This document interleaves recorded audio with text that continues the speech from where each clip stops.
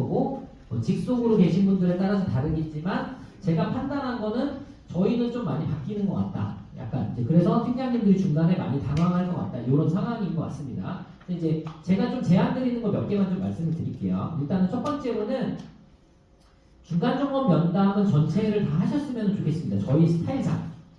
왜냐면 저희는 어떻게 되냐면요. 이게 여기에서 취합을 합니다. 최종 평가 전에 취합을 하는 걸 거치거든요. 그래서 어떻게 하냐면 요거를 제출을 하시죠. 다른 회사는 전산으로 합니다.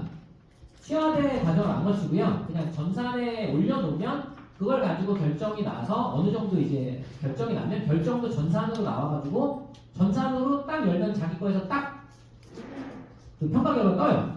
그리고 그 평가 결과가 떴을 때 그 상급자 1차 그 팀장님이 그 사람의 성과에 대한 그 기술을 합니다. 이래 이래해서 너는 내가 A라고 생각한다 이렇게 이제 써주고요. 그 다음에 2차 평가자도 이래 이래해서 제가 B라고 줬습니다라고 써게 돼 있어요. 그래서 그 써준 거를 읽으면서 어느 정도 설명이 되는데 저희는 그 설명을 직접 만나서 말로 하지 않으면 이게 좀 어렵습니다. 그래서 죄송하지만 여기서도 전체를 다 해야 됩니다. 죄송하지만 그러니까 어쩔 수 없어요. 근데 우리의 평가 때문에. 그래서 이걸 안 하면 동기에 나중에 영향을 미치기 때문에 여기는 설명을 좀 하셔야 되는 게 좀 필요한 것 같고요. 여기는 최종 평가 전에 면담을 한다기보다는 되게 중요한 게 여기는 어쨌든 써오잖아요. 그런데 써온 거를 어떻게 돼요? 좀 수정해주고 코칭을 해주셔요. 면담의 느낌이 아니라 수정해주고 코칭하는 느낌으로 접근을 하셔야 됩니다. 저희는 왜요? 내가 결정할 수 있는 게 너무 적으니까. 그러니까 내가 결정을 할 수 없지만 너가 좋은 평가를 받을 수 있도록 최대한 도와줄게. 이쪽으로 접근하시는 거예요. 그래서 저희 같은 경우는 작전을 세울 때 이 친구가 써온 거에 대해서 계속적으로 내가 의견을 줄 거예요. 이대로면은 나는 너가 B가 좀 더 어려운 것 같은데 C 갈 것 같은데 안 되겠다. 좀 더 써볼래? 또는 이제 그렇게 해야 되죠. 그러면 어떻게 돼요?